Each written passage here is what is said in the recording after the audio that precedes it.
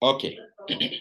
So let's go to, so those are the key stuff under strategy implementation.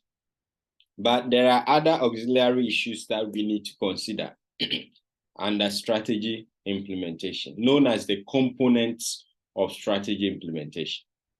All right. These things must be aligned properly before the strategy execution will be successful.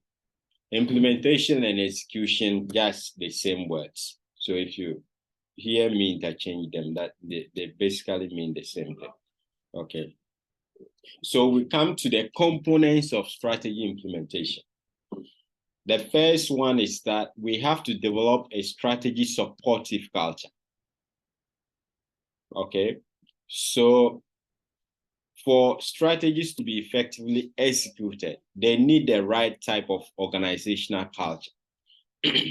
If the culture is not in sync with the type of strategy that you are likely, that you are seeking to pursue, it is very likely the strategy will not be successful. The implementation will not be successful. All right. So much earlier when I asked the question about market penetration, I think Apia Kubi was the one talking about customer satisfaction. And I said he should break it down. And he spoke about paying attention to your customers and so on and so forth. Do you remember that example? Apia Kubi, were you the one? No, sir. I was talking about training the salespeople rather. Okay. Yeah, that was Osborne. I was the one. Who? Please, the name? Osborne, sir. Good. Yes, sir. Osborne, you were the one talking about. Okay, repeat yourself again. What were you talking about?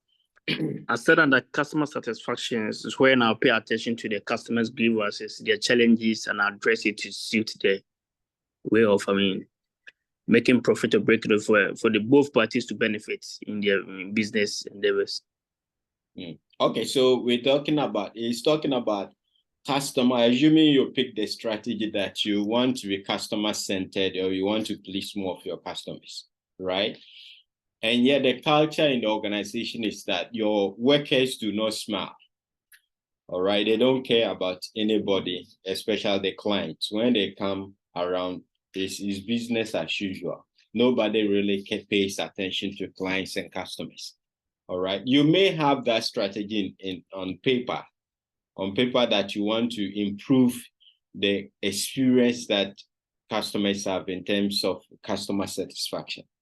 But if the culture, you have not trained them how to receive guests, how to smile when customers come around, how to be attentive to customer complaints, then that strategy will not be successful. So it is very important that the kind of organizational culture that you have must relate to the type of strategy that you're seeking to pursue. Okay. The same example might be turned upside down if you are, say, a debt collection company. That's nice. For example, if you're a debt collection company, all right? You know, when it comes to debt collection, it's not about being nice. Or do you agree with me? Yes, I do agree. So what culture should they have? Those who will be going to collect the debts from customers.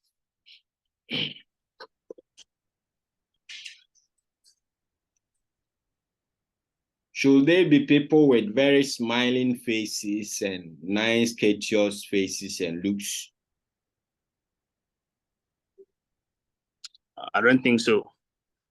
Why? Why is that the case?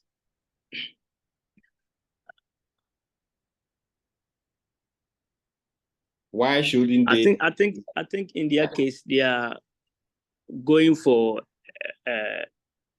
something that have been breached, and so it's like a contract that have been breached, and so when the contract is breached, a lot of strategies involved to make it resolve the issue. So in that case, if you've taken the money from me and then you promise to pay it on the dates and then the date pass and you're not fulfilling the promise, I think I won't be nice with you, and then it's going to be aggressively backed by law. Right. So that is the idea. So if you're dealing with, so their goals really will be about getting their money back from people that owe them. I'm assuming it's debt collection company. Okay. So the culture and the orientation must support this idea of getting our money back. The type of training, and this I'm just assuming, the type of training that they will be given to debt collectors might not be the same as those that will be serving as a receptionist, or those, if you go to the bank, the tellers and so on and so forth. Okay, customer service type of people. Why? Because the type of business and orientation and the targets and the goals that they have are totally different.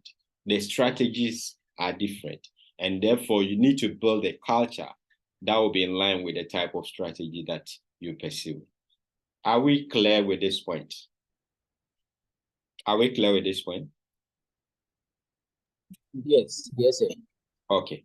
So to be able to implement a strategy successfully, one of the prerequisites is to actually build a culture that will support the type of strategy that you are pursuing. All right. If the strategy is about uniqueness and excellence, then you need to build that attitude in your employees so that they will always be seeking to do things in a very unique way. Okay. Apia Kubi, your hand is up. Yeah, so, Prof, Yeah. I wanted to ask if indeed about developing a strategy supportive culture. Do we have to consider the environmental culture too, as far as this point is concerned? What do you mean by environmental culture? Let's say you are implementing, there is a strategy you want to implement, and the strategy, that particular strategy, doesn't fit into the environment. Oh, that point can be dealt with under selecting your strategy. You remember formulation? Yes, And I remember that. We said you generate alternatives, and then the next stage is to go and look at all these things and pick the strategy that will be feasible. So we've moved away from there. Okay, all right. Thank you. Thank you. When it comes to the implementation, what we're discussing now is something that we've assumed that is something that is feasible for us to implement. Okay. Okay, Doc. Okay. All right. All right. Right. So we are done with the strategy supportive culture. The other prerequisite is to create an effective organizational structure. Once again, you need a good organizational structure, and good here depends on the type of strategy that you have. Okay. So the structure of the organization must be in line with the type of strategy that you are pursuing. So let's just use an example of the levels, organizational hierarchy, organizational chart in organizations. All right. Normally, in bureaucratic organizations, because you want to ensure that laws, rules, and regulations are followed, there will be several layers for people to cross-check and balance things off before approvals are given. Okay, so if you go to a government or public institution and they are delaying you, you go move from one office to the other and so on and so forth. As a client or customer or whatever, citizen, you will not normally be happy with that and you complain. It is understandable. Sometimes most of those delays are due to laziness and human interventions. That is not what I'm talking about. But the normal thing is that for such an institution, they need bureaucratic system because there is the need for some checks and balances to ensure that right things are done in terms of government policies, okay? Or to check corruption and so on and so forth, all right? But if you come to the private sector, they want to be customer sensitive, to address customer complaints and so on and so forth. So the sort of layers that you find in, say, public institutions will not work well when you come to the private sector. And the reason is because you have to align your structure with the strategy that you pursue. So private sector, I want to assume one of the strategies that you want to be more customer responsive. all right? Or much earlier, as Frederick said, one of you said, you want to satisfy your customers more because they have to come back and buy from you, okay? So you cannot have, for one complaint, somebody must pass through 3-4 offices before it gets addressed. If you do that, your business will collapse. All right. So you need a structure that will support the type of strategy that you are pursuing. But as I've explained earlier, if it is a company where checking corruption, checking waste is important, then you must establish an organizational structure that supports that. Okay. I just have to add that even for a private sector, there may be segments of the organization that you have to have some rigid requirements before some things are approved. Okay. If you take the banks, for example, whilst normal customer complaints may be addressed very easily, when it comes to the approval of loans, all right, there are all manner of checks and balances to make sure that the loan is being given to persons that can pay back. Okay. This example is only for the traditional banks. When we had the microfinance institutions, normally they didn't bother in terms of cross-checking that. No wonder most of them have collapsed. Okay. So even for private institutions, there may be segments that you have to be more detailed and bureaucratic. And there may be segments that the structure needs to be flexible because you want to respond to customers. All right. So basically, the trust of the whole argument is that for you to have a successful strategy in terms of its execution, the organizational structure must be in line or must be supportive of the type of strategy that you want to pursue. Are we clear with this point? Swansea, are you clear? Yes, sir, I'm okay. Okay. Frederick, are you okay? Yes, sir. All right. So the logic is actually the same when it comes to the next point, redirecting marketing efforts. All right. So if you want the strategy to be successful, then you have to be communicating with that particular type of strategy to your market and your customers. Mark Brown, there is this advert here, Titi say, what product is that? The name just escaped me.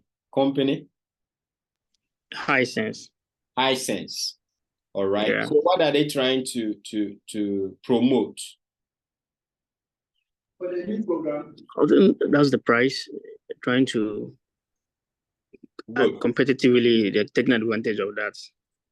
So in chapter 5, we'll be dealing with generic strategies. All right. And there is a strategy known as cost leadership, where you want to beat down your cost of production. And one of the reasons is because you want to be able to sell at lower prices. Okay. So the whole idea behind Hisense is to point to customers that if you want cheaper goods and services or goods, you have to come to us in terms of electronics. All right. And this, even though I don't work it there, if they have good strategists in place, this must be in line with the type of strategy that the company is pursuing. And I want to assume they are likely to be pursuing what is known as the cost leadership. Okay. So if you're pursuing cost leadership, it naturally goes with you emphasizing pricing when it comes to your marketing. If you pursue what is known as differentiation strategy, it is natural that you will be talking about the quality and the uniqueness of your products. Okay, so it's very, very important that when it comes to your marketing efforts, your advertisement, your sales promotion, these marketing efforts and initiatives must be in line with the type of strategy that you are pursuing. Okay, so Hisense, knowing that their main bargaining chip is in pricing, will not be doing itself any good if the advert then was talking about the quality of the product that they were selling. I'm not by this saying that they are of poor quality, but probably they have studied the market and realized that maybe their strength lies in prices and not, say, the quality or the uniqueness of that particular product. Okay. There might be another company, if they want to market the same type of product, will be paying more attention on the quality or the unique features of that particular their products and not the pricing. Whatever be the case, there must be a connection between the marketing efforts the company is projecting and the strategy that the company has in place. Are we fine with this one as well? Are we okay? I need responses so that I know whether you're getting what I'm saying.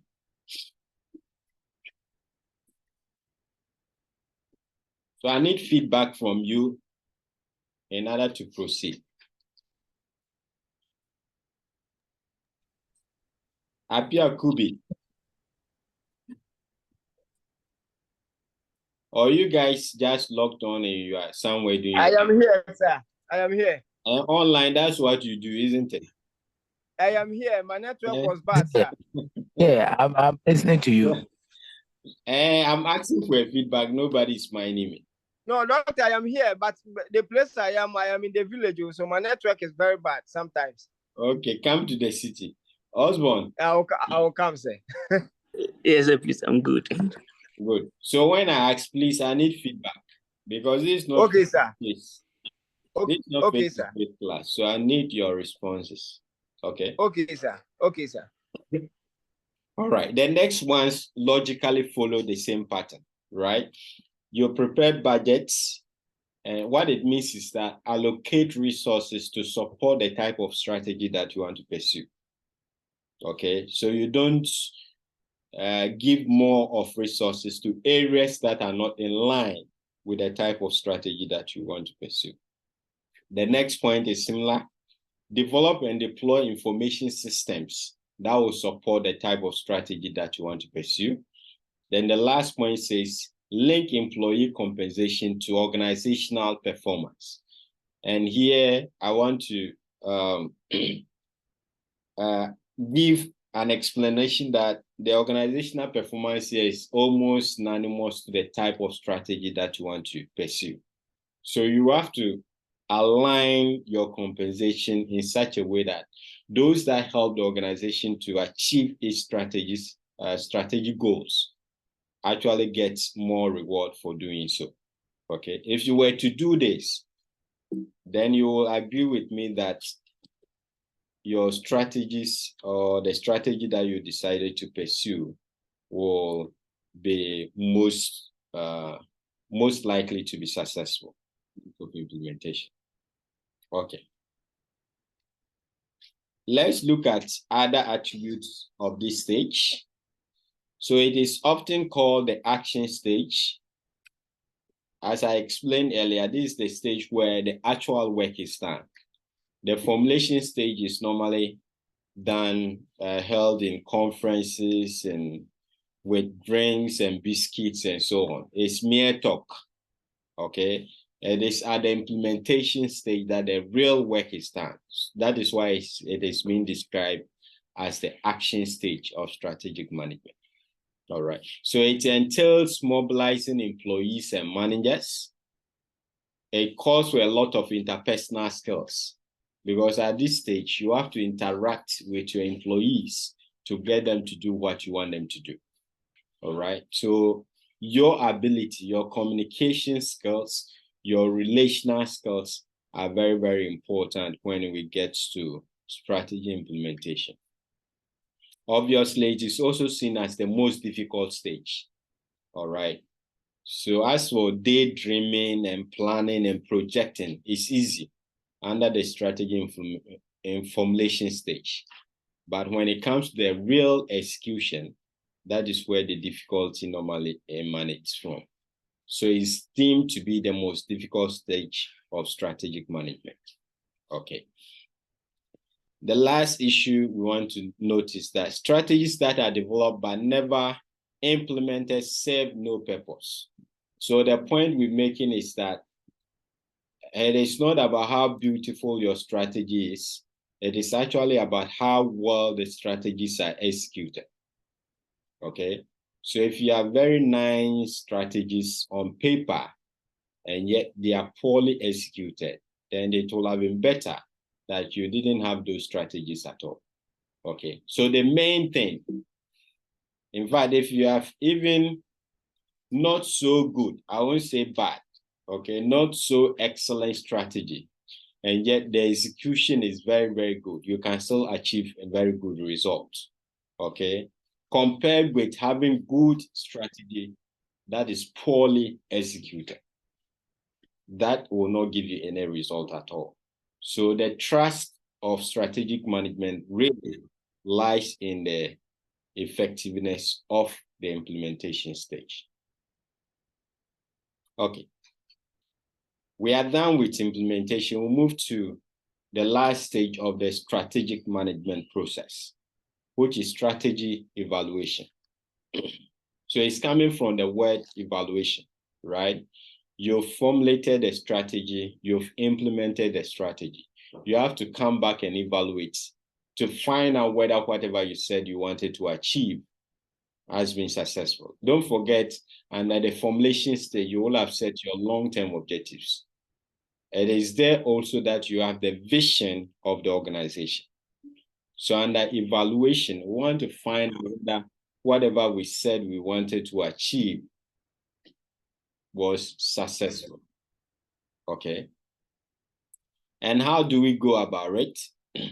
We have to go back and review our external and internal factors. If you remember, when we're talking about strategy formulation, we said some of the key things that you have to do is to know about your external opportunities and threats. Do you remember that?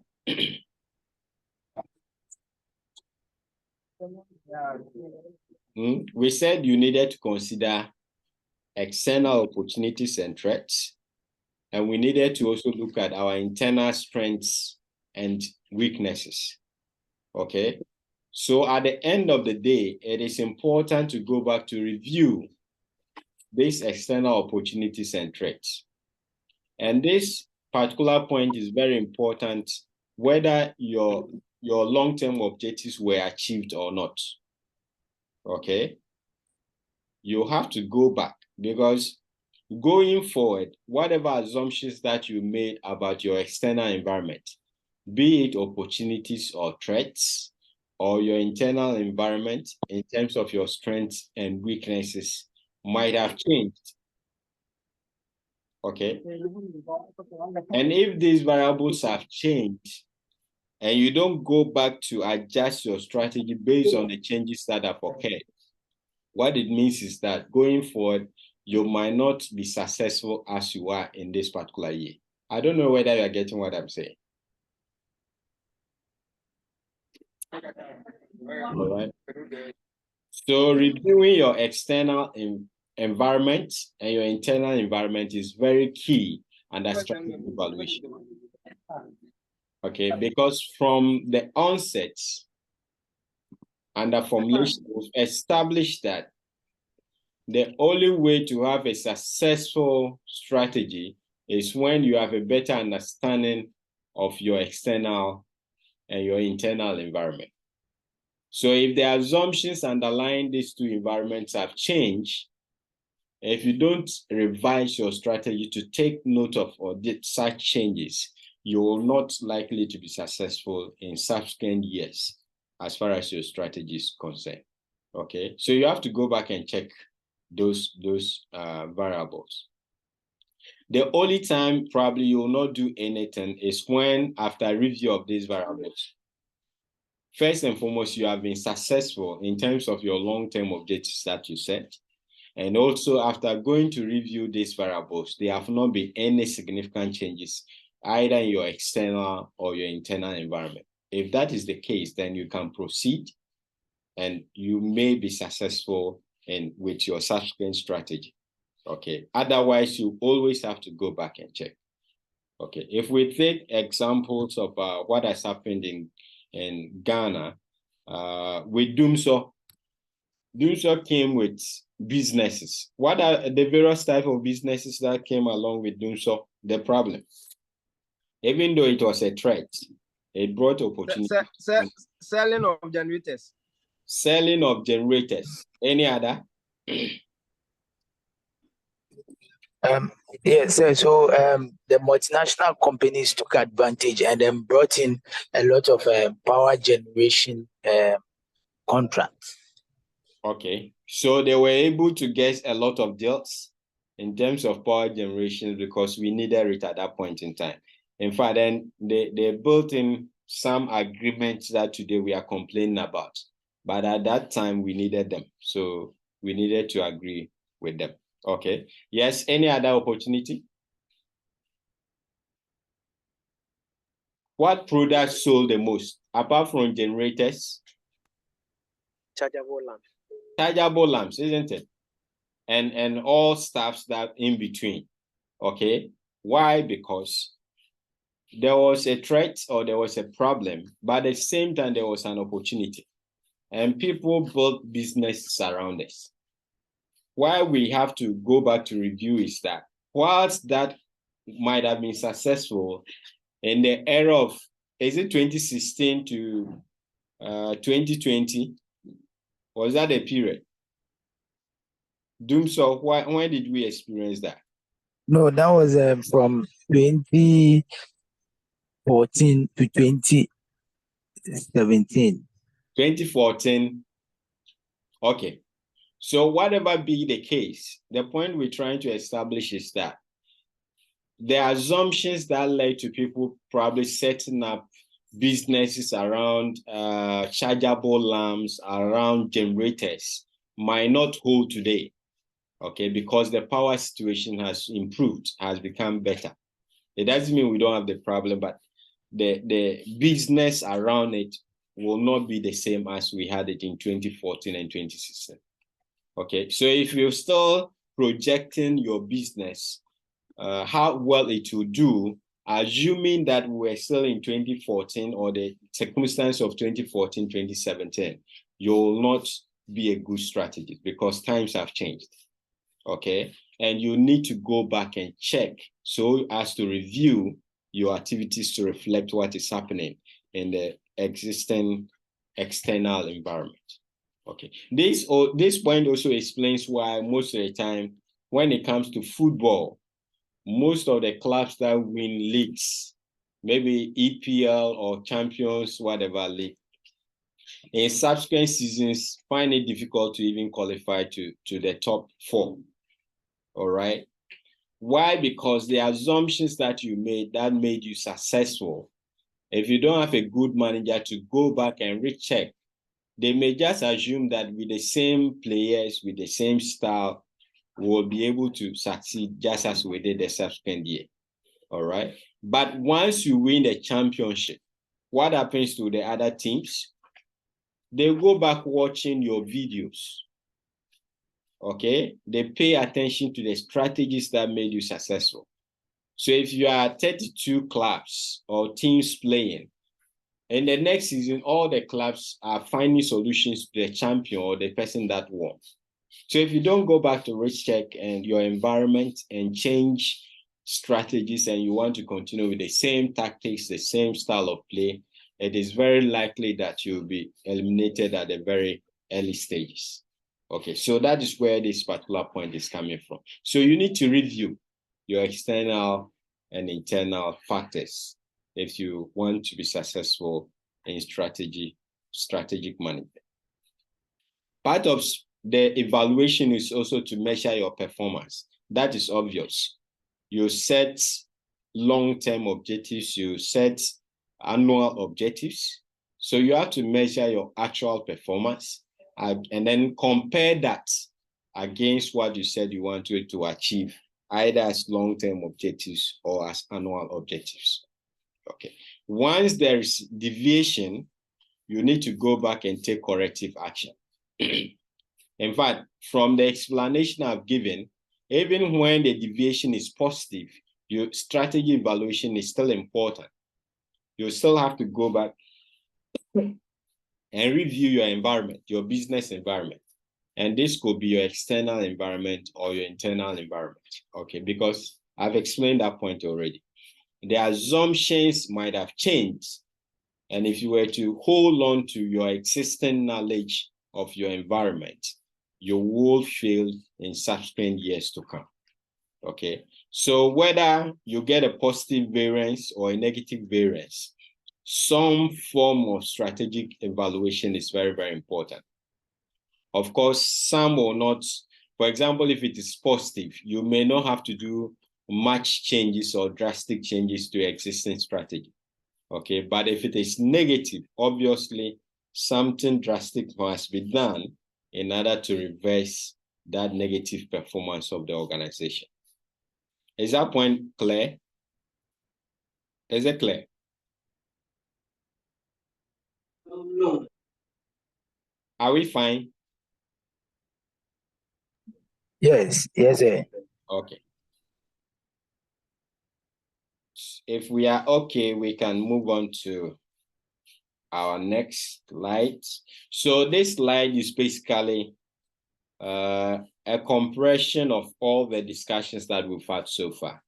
So businesses normally will begin with a purpose. Chapter 2 or so will be discussing a lot about this. And this entails having a vision statement, a mission statement, and value statement. The other thing is what we just spoke about. Situation analysis is another key component of strategic management, okay? You have to know about your external environment, the environment outside of your business. That is very, very important. You have to know about your internal environment, the environment within your business. The external environment we've learned that is where you may find opportunities and threats. The internal environment we've just learned, that is where you will find your strengths and weaknesses, okay?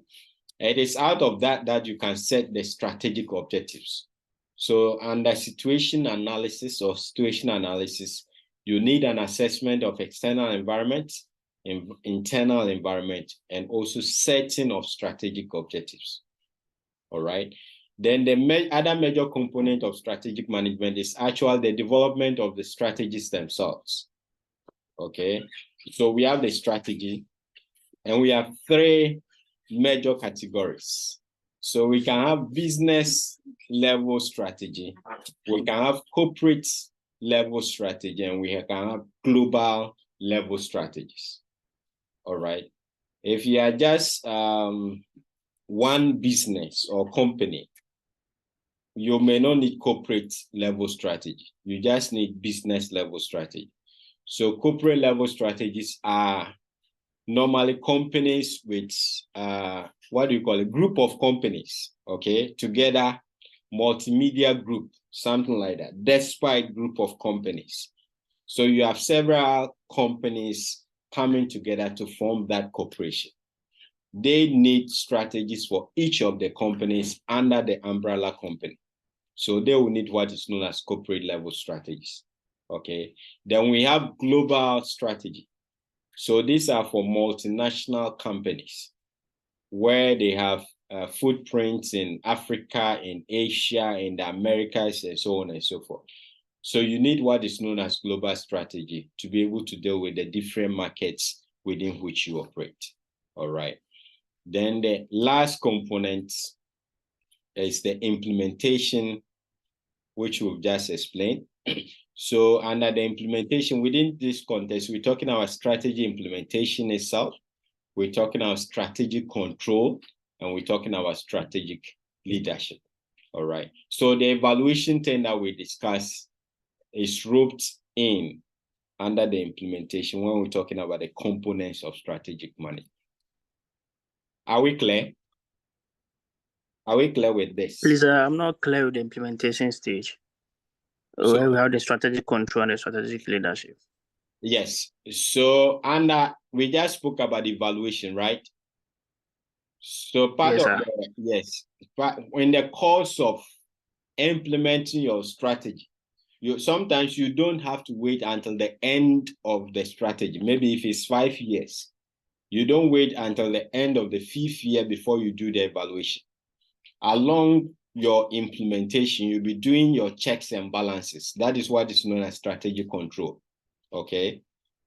So in a technical ways, or it's almost like the evaluation. Okay, but the overall evaluation will be done at the end of the period that you set for the strategy, but you don't wait until that point in time. So you need strategic control as you implement. So it's a component or an aspect of both the implementation as well as the evaluation. All right. And for the entire strategy to be successful, you need what is known as strategic leadership. Somebody that will propel the formulation, the implementation, the control, the evaluation. You need a leader that will champion that, or you need leadership that will champion that for the strategy to be successful. That is what is known as strategic leadership. All right. When we go to implementation, one of the key things that we learned was about policies. And who gave me an example of policies in your company regarding discipline? Was it Frederick? Yes, please. Good. So you need strong leadership to instill discipline when it comes to strategy implementation. All right. So it's also an aspect of this implementation component of strategic management. Are we fine? Yes, sir. Okay.